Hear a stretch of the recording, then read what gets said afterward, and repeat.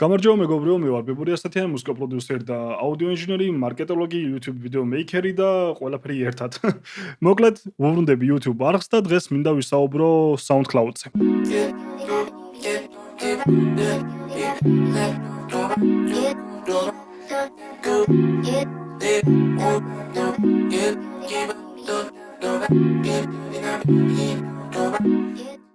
მაგრამ უშუალოდ სამ გადავიდოდი Soundcloud-ზე, მინდა მოგიყვეთ თუ რას ვაკეთებდი გასულ პერიოდის განმავლობაში, რა მოხდა საინტერესო და ასე შემდეგ. ყველაზე მნიშვნელოვანი რაც იყო ეს არის რომ მოხდი Cosmic Academy-ში, სადაც ვისწავლე mixing-ი, mastering-ი და მუსიკალური მარკეტინგი, უფრო მუსიკალური მარკეტინგის მივაქცია ყურადღება, რაც ძალიან გაუმადგა საომავლოდ და შედეგად მივიღე ის, რომ მაქვს Spotify-ზე მილიონი სტრიმი, 20,000 სტრიმი iTunes-ზე, Beatport-ზე 5 რელიზიდან ჩემი 4 რელიზი მოხდა top 100 გაყიდვებში, მივიღე მხარდაჭერა ისეთი არტისტებისგან როგორიცაა Lost Frequency, Laidback Luke, Lucky Luke, ავლა დიდება მათ კაი ხალხია და კიდევ სხვა მრავალი არტისტებისგან რა თქმა უნდა. და რაც ძალიან მნიშვნელოვანია, 2 დღის ან 3 დღის უკან მოხდი Warner Music-ის კომპანიაში, მათთან გავაფრინე კონტრაქტი, კერძოდ კი მათ sub-label-ზე, რომელსაც ქვია Night Vision-ი და 25 დეკემბერს მათთან მექნება რელიზი, რაც არის ძალიან მაგარი და რა ვიცი, ყველაზე დიდი ლეიბლია მსოფლიოში და მათთან კონტრაქტი აქვს რაღაც კაი შეგრძნება არის. და მე პირადად ველოდებოდი რაღაცა ამ მომენტს, რომ დიდ ლეიბლზე გავსულიყავი, რათა რადგან მქონდა ეს რა თქმა უნდა დამადასტურებელი საბუთი იმისა, რომ მე თქვენ შემიძლია გასწავლოთ მუსიკალური მარკეტინგი. გასწავლოთ ის თუ როგორ მოხდეთ Spotify-ის პლეილისტებში, გასწავლოთ ის თუ როგორ გახვიდეთ YouTube არხებზე, როგორ ატვირთოთ თქვენი ტრეკი თუნდაც Spotify-ზე ლეიბლის გარეშე, მაგრამ ასევე მინდა გასწავლოთ როგორ გახვიდეთ ლეიბლებს, იმიტომ ლეიბლები ძალიან მნიშვნელოვანია, იცოდეთ როგორ დაუკავშირდეთ დიდ არტისტებს, როგორ მოხდეთ მათ პლეილისტებში, როგორ დაუკრა მათ თქვენი მუსიკა და ძალიან ბევრი საინტერესო საკითხზე მინდა ვისაუბრო მომავალში ამ არხზე, ასე რომ გამოიწერეთ. და არ დაგავიწყდით, აქ ვისაუბროთ ჩვენ რა თქმა უნდა production-ზეც, ანუ მუსიკის შემქმნელზე და mixing და mastering-ზეც. მაგრამ აი production-ის კუთხით მინდა ცოტა შევცვალო ვიდეო გაკვეთილები, არ მინდა რომ იყოს იმაზე როგორ ავაწყოთ რამ პარტია, როგორ ავაწყოთ bass-line, ბოლია ბასები ყოველთვის იქნება, მაგრამ მინდა მომავალში ვისაუბრო უფრო ჟანრებზე, მაგალითად როგორ ავაწყოთ tech house, როგორ ავაწყოთ techno, როგორ ავაწყოთ house-ი და ასე შემდეგ რა. რაც შეეხება mixing და mastering-ს, დაუბრუნდები ამ საკითხს, მაგრამ ძირითადად ყველაფერი ახსნილი მაქვს, არაფერი mixing და mastering-ში დიდად არ იცვლება, კომპრესია რაც არის, კომპრესიის დარჩა, delay რაც არის, delay-ის დარჩა, და ვიცი, equalizer რაც არის, equalizer-ის დარჩა, ანუ არაფერი არ იცვლება. მაგრამ არის რაღაც პლაგინები, რომელიც განხილვაც ღირს, რომელიც გამოგადგებათ. ასე დავამატე რუბრიკას DJ-ინგი, სადაც იქნება DJ-ინგზე საუბარი, ანუ როგორ დაუკრათ, რომელი პროგრამა გამოვიყენოთ DJ-ინგის, რომელი აპარატურაა კარგი, რაღაც ხალხურ აპარატურას განვიხილავ კიდეც. და ძალიან ბევრი საინტერესო სამგლოდეთ. ამიტომ გამოიწერეთ არხი და დააჭირეთ ზარის ნიშანს, ქვევით არის რაღაც ზარის ნიშანი, მას დააჭირეთ, ასე რომ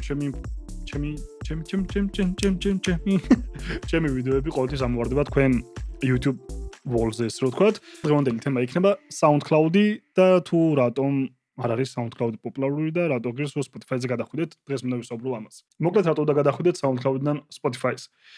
პირველი დავიწყებ იმით, რომ SoundCloud მქონდა ძალიან დიდი ხანი, 2010-დან მაგან 11-დან და SoundCloud-ი აროს არ ყოფილა პოპულარული პლატფორმა. არასდროს ჩემ მეგობრებს, ვინც მუსიკას არ ქმნი და არ ქონიათ SoundCloud-დან შეხება და ეს არის ძალიან დიდი მინუსი ჩვენთვის. იმიტომ რომ ჩვენ პროდიუსერები გვჭირდება ვიყოთ იმ პლატფორმაზე, რომელიც არის აქტუალური, რომელსაც ყავს ძალიან ბევრი გამომწერი და მომხმარებელი. მინუსი SoundCloud-ის ის არის, რომ პირველ რომ ინტერფეისი ჩემი აზრით არც თუ ისე კარგი აქვს, რომ ჩვეულებრივ ადამიანებმა გამოიყენონ. ჩვენ ყველამ ვიცით, იმიტომ დიხანია რო ვართ, მაგრამ ახალი დამწყებისთვის არც თუ ისე კარგი ინტერფეისი აქვს. ასევე მუსიკის რაოდენობა SoundCloud-ზე არ არის ისეთი ბევრი და მე გულისხმობ მუსიკას, პოპულარულ მუსიკაზე მოგსაუბარი, პოპულარულ არტისტებზე, როგორც არის მაგალითად სხვა პლატფორმებზე, როგორც iTunes-ი და Spotify. მეორე მიზეზი თუ რატო გადახვიდეთ SoundCloud-დან Spotify-ზე, ის არის, რომ SoundCloud-ს არ აქვს მონეტიზაცია, ანუ თუ აქვს და გარკვეულ ადამიანს მსმენია რო აქვს, მაინც შემოსავალი ისეთი მაღალი არა, როგორც Spotify-დან. მიუხედავად იმისა, რომ Spotify გიხდით 0.032 ცენტს თითო სტრიმზე, რაც არის ძალიან ცოტა. რომ ასე ვთქვათ, SoundCloud-ზე რო გაგოთ მილიონი სტრიმი, შეიძლება არაფერი არ მიიღოთ, მაგრამ მილიონ სტრიმს თუ გაკეთეთ Spotify-ზე, თუ ლეიბლზე ახარ და თქვენი პირადი რელიზი არის, სადღაც 3,000 და 4,000 დოლარამდე მიიღებთ. რაც ხო არ არის ბევრი, მაგრამ ისევ SoundCloud-ი არაფერს არ გაძლევს, Spotify რაღაც თანხას იძლევა. მესამე რატო უნდა გადახვიდეთ SoundCloud და Spotify-ზე, იმის არის, რომ Spotify-ზე ბევრად მარტივია, რომ აიღოთ, ესე რომ ვთქვათ, სტრიმები, ბევრად მარტივია, რომ თქვენი აუდიტორია შეგათ ვიდრე SoundCloud-ზე. ისევ იმიტომ, რომ Spotify-ზე არის ძალიან ბევრი ადამიანი, მეორე იმიტომ, რომ Spotify-ზე არის პლეილისტები, რომელშიც შეგიძლიათ მოხვდეთ და პლეილისტში როცა მოხვდებით, ჩათვლეთ, რომ თქვენი მუსიკა ძალიან ბევრ სტრიმს აიღებს. და მეოთხე მიზეზი, რატო გადავიდეთ SoundCloud და Spotify-ზე არის ის, რომ Spotify-ზე ეხლა ლეიბლები უფრო აქტიურობენ ვიდრე Soundcloud-ზე. ანუ ადრე Soundcloud-ზე ლეიბლები ეძებდნენ არტისტებს, ეხლა უკვე Spotify-ზე ეძებენ და სამწუხაროდ დღევანდელობაში შეიცვალა რაღაცეები, რაზეც ლეიბლი აქცენტს აკეთებს. ანუ ადრე თუ ლეიბლი ეძებდა რამე ნიჭიერ ადამიანს, რომელსაც აი განსაკუთრებული მუსიკა აქვს, ეხლა კი ეძებს ეგ ადამიანს, მაგრამ ასევე ეძებს ადამიანს, რომელსაც აქვს ბევრი ნახვა და ბევრი სტრიმი. ამიტომ ისე მე პირადად როგორც აღვნიშნე Warner Music-ს რო გავედი, Warner Music-ის საბლეებმა თვითონ ნახეს, როცა ჩემი სტრიმები გარკვეულ რაოდენობას მიაღწია.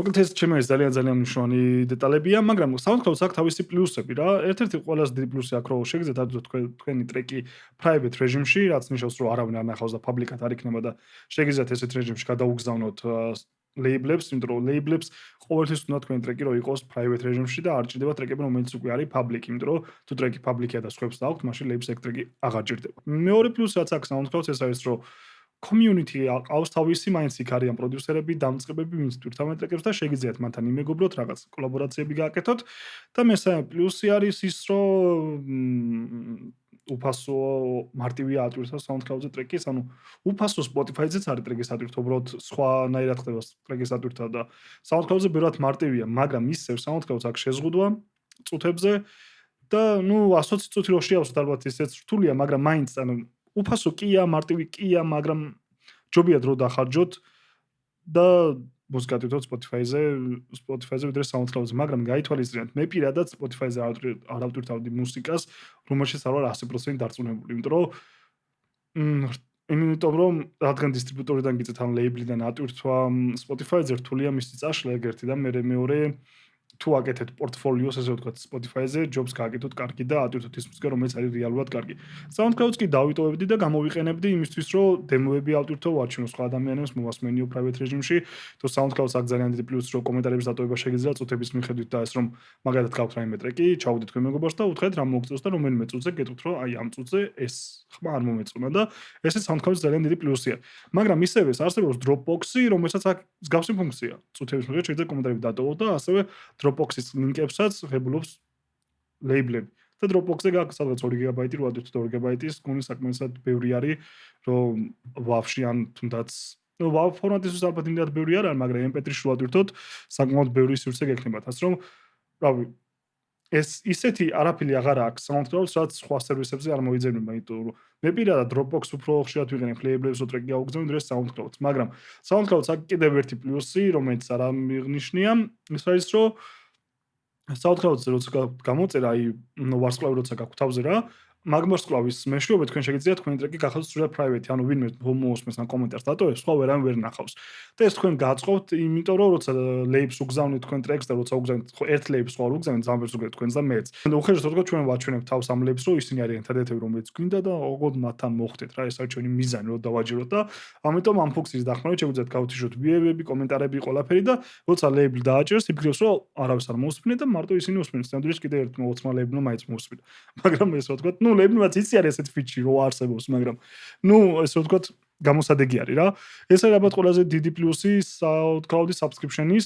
რადგან ვისაუბრეთ თუ რატო გადავხდეთ SoundCloud და Spotify-ზე, ეხლა ვისაუბრეთ იმაზე თუ როგორ მოხდეთ Spotify-ზე, ეს ლოგიკური არის. ასე რომ შემდეგ აკვეთში მე ვისაუბრებ თუ როგორ მოხდეთ Spotify-ზე და ეს იქნება ხერხი დისტრიბიუტორის კუთხით, თუ დისტრიბიუტორი არის ყველაზე მარტივი ხერხი რომ მოხდეთ Spotify-ზე და არა მარტო Spotify-ზე, იქ არის Deezer, iTunes და სხვა მრავალ პლატფორმებზე, ესე ვთქვათ.